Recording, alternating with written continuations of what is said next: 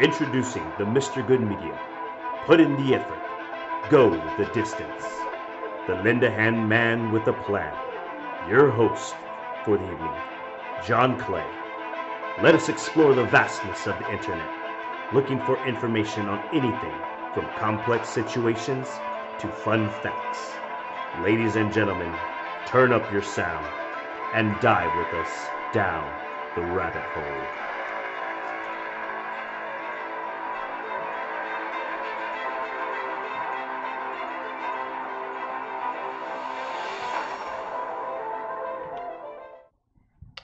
And hello, happy Monday. Hope everyone's doing well.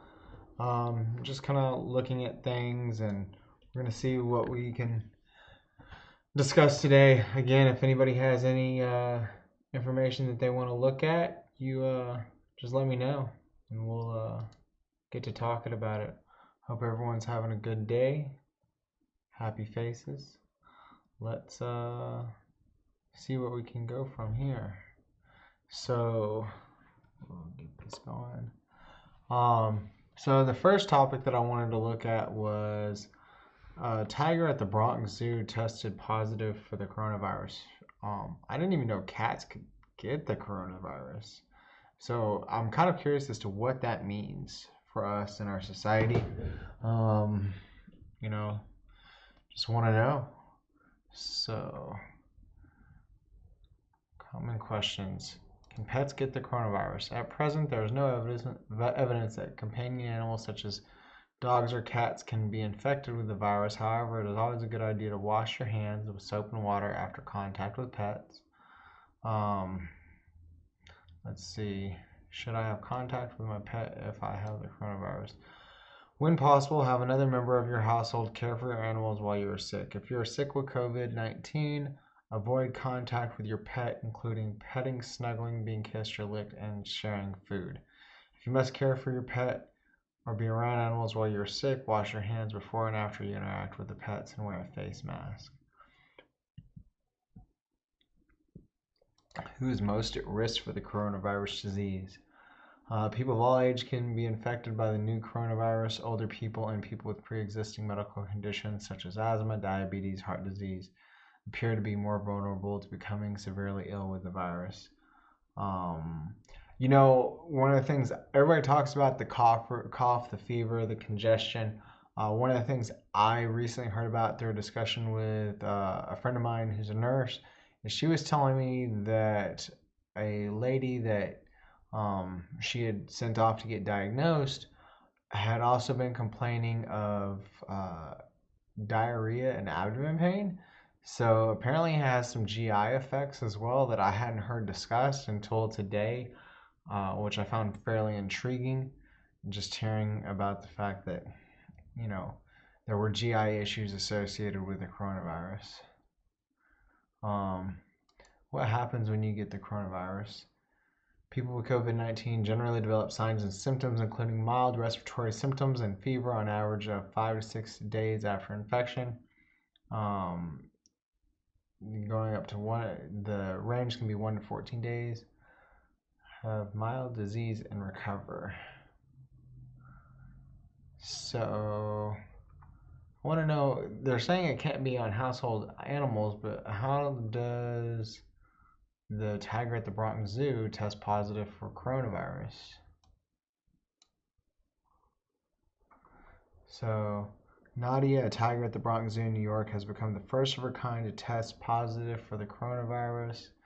Samples from Nadia were taken and tested after the tiger and 5 other tigers and lions at the zoo began showing symptoms of respiratory illness, including the United States. Though they have experienced some decrease in appetite, the cats at the Bronx Zoo are otherwise doing well under veterinary care and are bright, alert, and interactive with their zookeeper said. It is not known how this disease will develop in big cats since different species can react differently to novel infections, but we'll continue to monitor them closely and anticipate full recoveries. The COVID-19 testing that was performed on Nadia was performed in a veterinary school laboratory and is not the same test used for people.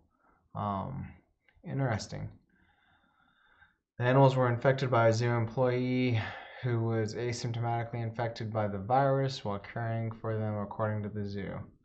the Bronx Zoo has been closed to the public since March 16th. And so anyone sick with the coronavirus is being advised to minimize contact with animals, including pets, until more information is known about the virus. Interesting.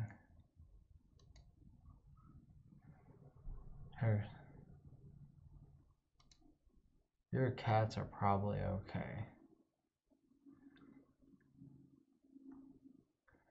When a tiger tests positive for the novel coronavirus, the immediate question is, what about other cats?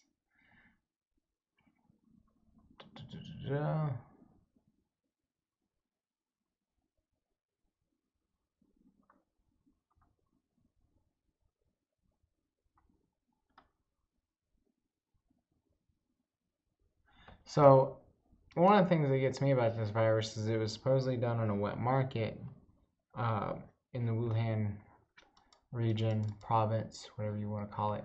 I'm just curious about, I thought it came from other animals to begin with.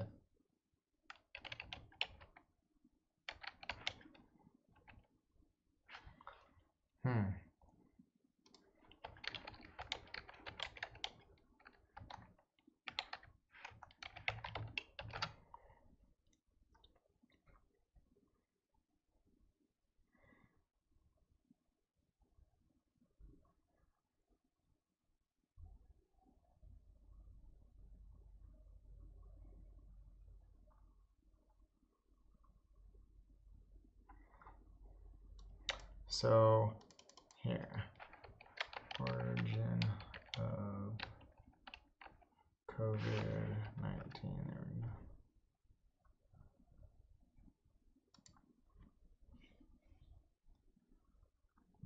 go. No matter where you go online these days, there's bound to be a discussion of coronavirus disease. Some folks are even making outrageous claims that the new coronavirus causing the pandemic was engineered in a lab and deliberately released to make people sick. A new study debunks such claims by providing scientific evidence that this novel coronavirus arose naturally. The reassuring findings are the result of genomic analysis conducted by an international research team, partly supported by NIH, don't know what, National Institute of Health. In their study, the journal Nature Medicine, Christine Anderson Scripps Research Institute. Let's see. However, the surprise, the researchers found that the spike protein of the coronavirus is actually bound from better computer predictions.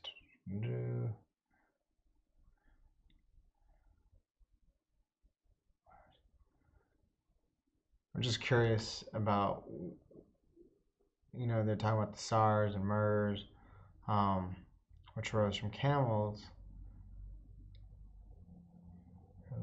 capable of causing human disease. Then, as a result of gradual evolutionary changes over years or perhaps decades, the virus eventually gained the ability to spread from human to human and cause serious, often life-threatening disease. Either way, the study leaves room to refute a natural origin of COVID-19, and that's a good thing because it helps us keep focused on what really matters, observing good hygiene, practicing social distancing, and supporting the efforts of all the dedicated healthcare professionals and researchers who are working so hard. Yeah. Okay. So it's animal-based, they're saying, and just kind of produced from there. So I'll leave it at that. Apparently our house cats aren't going to get COVID-19, or, hopefully our dogs. I guess they'll figure out more as to how it's going to affect animals as time goes on, considering the fact that this is new, that it developed in tigers. I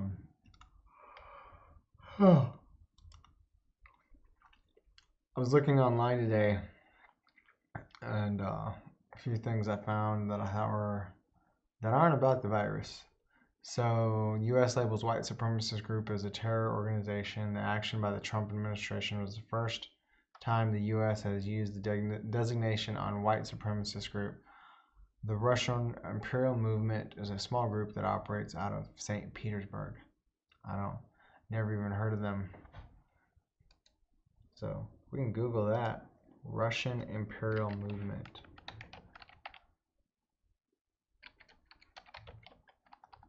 If I could spell.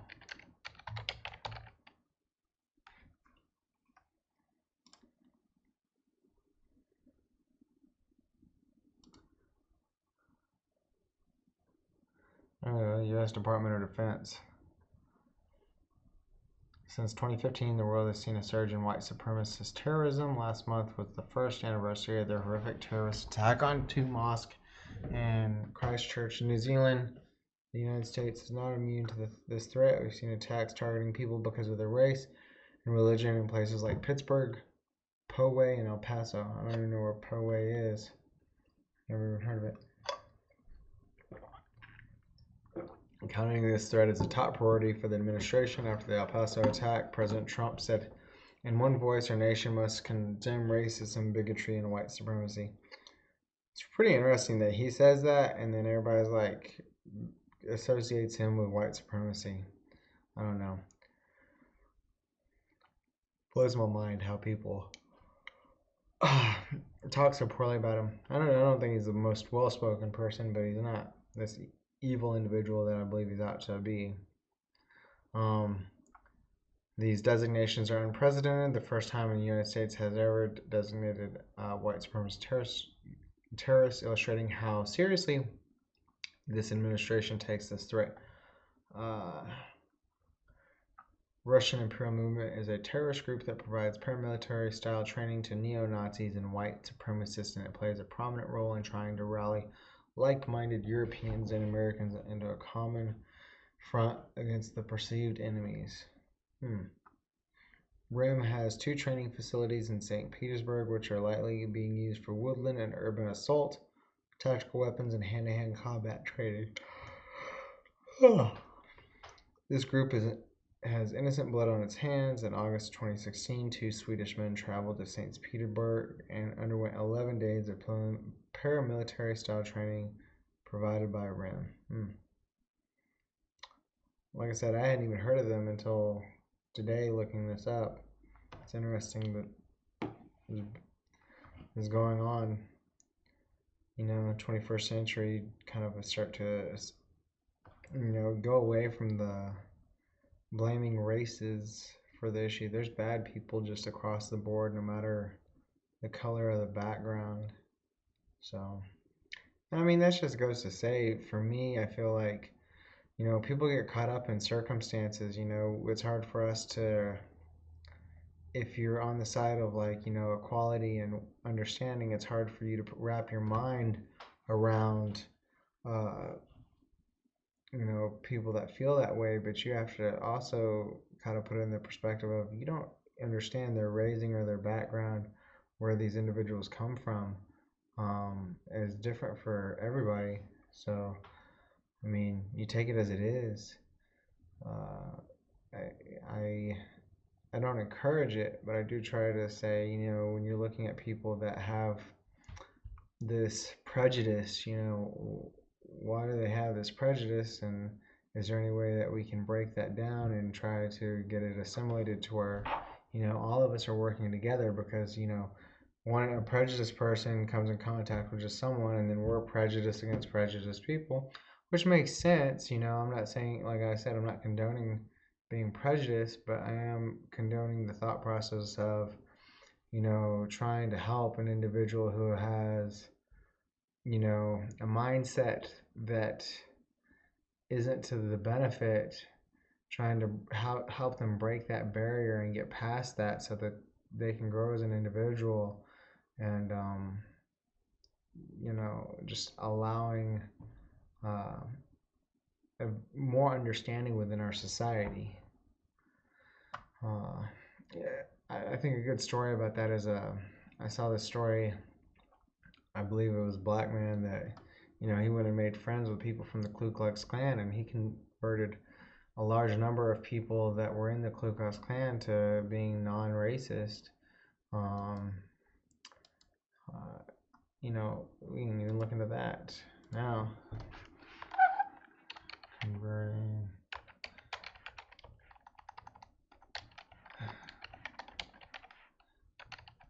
individuals away from racism.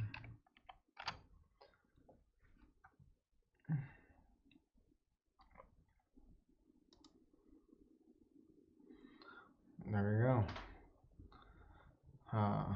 Culture. This was a few years ago. How to turn people away from racism. Tips and advice from Daryl Davis, the musician and activist who befriended and converted KKK members. This is a feel-good story right here. Musician and race relations activist Daryl Davis is offering his tips on how to turn people away from racist ideologies. The black musician who has played with everyone from B.B. King to Chuck Berry is also known for befriending members of the Ku to renounce their beliefs. In a Reddit Ask Me Anything AMA session Monday, Davis said he believes he is directly responsible for convincing between 50 and 60 Klansmen to renounce their extreme beliefs. He also thinks he's been the impetus for a couple of hundred more people leaving. So how does he do it? It's all about dialogue, he said.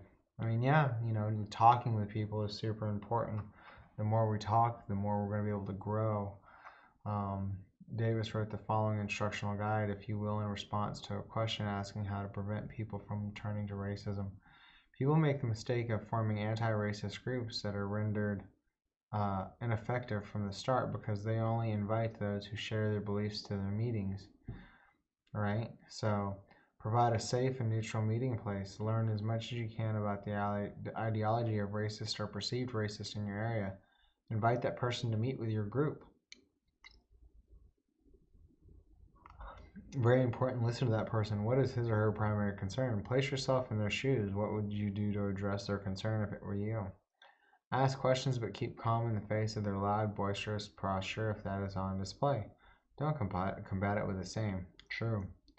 While you're actively learning about someone else, realize that you are passively teaching them about yourself. Be honest and respectful to them, regardless of how offensive you may find them. You can let them know your disagreement, but not in an offensive manner. Don't be afraid to invite someone with a different opinion to your table. If everyone in your group agrees with one another and you shun those who don't agree, how will anything ever change? You're doing nothing more than preaching to the choir. Word. When two enemies are talking, they're not fighting, they're talking. They may be yelling and screaming and pounding their fists on the table in disagreement to drive home their point, but at least they are talking. It is when talking ceases that the ground becomes fertile for violence. So keep the conversation going. Good. In his own interactions, Davis said he simply wants to ask people, how can you hate me when you don't even know me? I never set out to convert anyone, the musician wrote. I just wanted the answer to my question. But over time, though, the repeated interactions with various KKK members around the country, some of them began questioning their own beliefs as a result of their interactions and conversations with me. Then they began quitting, and I was astounded. Exposure and one-on-one dialogue is the key to solving a lot of issues in this country, not just racial ones. Word. Conversation will get you everywhere. I mean, that's really important. It's just us learning to convert and talk with one another. I can't even say it any better. Let's look at that. The art of conversation. It's going to bring up a bunch of books.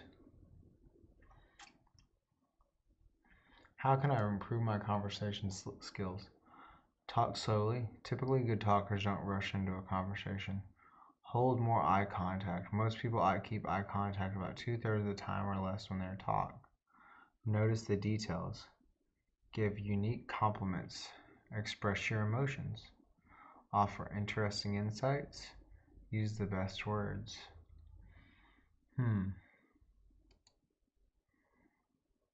Life Optimizer. So this goes a little bit more in depth into what we're talking about because conversation is important. And even I like this topic. I feel like, recently it's something I'm lacking. Like I feel like I just have lost the ability to talk to people and something I'd like to work on, because I really do genuinely feel like I want to help people, and yet I'm having this lack in my own ability, I feel like, as of recently. And so this is a good conversation. This is a good topic just for me in of itself.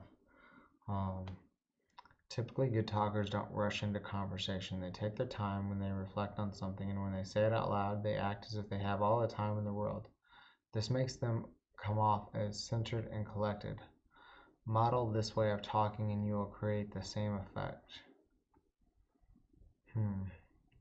Most people keep eye contact about 2/3 of the time or less when they talk. In my experience, it's a very good idea to hold eye contact just a bit more than that. This will convey confidence and interest in interacting with them. Notice the details. People with good conversation tend to notice the kind of things that the average person doesn't notice. And to bring such details into the conversation, they may notice and point out an interesting ring on the other person's hand, a certain foreign accent, or a certain voice tone that they use when saying a name. Thus, such individuals impress people in a very elegant manner. So, give unique compliments. Anybody can pay a generic compliment to try and get another person's appreciation. Charismatic people, on the other hand, are able to really pay attention to others, to look beyond the facade, and thus pay unique compliments. Do the same, and besides wooing others, you may even help them find out things about themselves they didn't know. Express your emotions. It's very rare to meet a person who is comfortable talking about their emotions and how certain things make them feel, especially with strangers. Yet this way of talking is real virtue. Don't just present the facts. You're not a newspaper. Express your feelings about those facts. Keep in mind that it is at an emotional level that people connect best.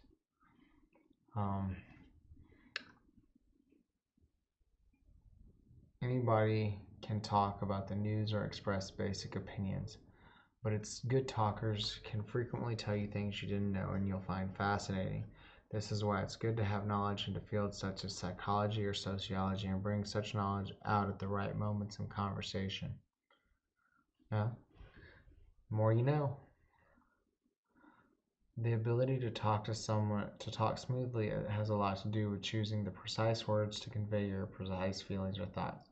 Constantly develop your vocabulary and practice communicating as accurately as possible.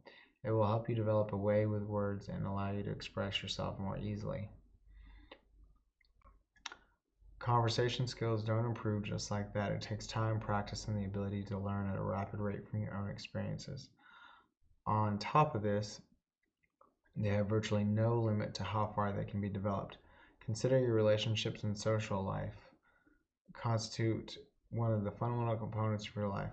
I believe it is worth embarking on a long-term journey of mastering your interpersonal abilities. It's a journey you won't regret. Recommended courses: Conversation and Communication Mastery. Everyday conversation, make great impressions and connections. So, found on Life Optimizer. Okie dokie. So we went through a few things. Learn how to talk better, combating prejudice, learning about Russian Imperial Movement, and talking about the coronavirus, of course, and where that's at right now. I hope y'all are having a great day. Thought it was interesting. Paul Rudd was apparently born on April 6th, 1969. Cool guy. I like his movies. That was kind of my interesting fact for April 6th. Hope y'all enjoyed. If y'all have any questions or concerns, feel free to reach out to me on social media, and I'll get back to you as soon as possible. Have a good rest of your day.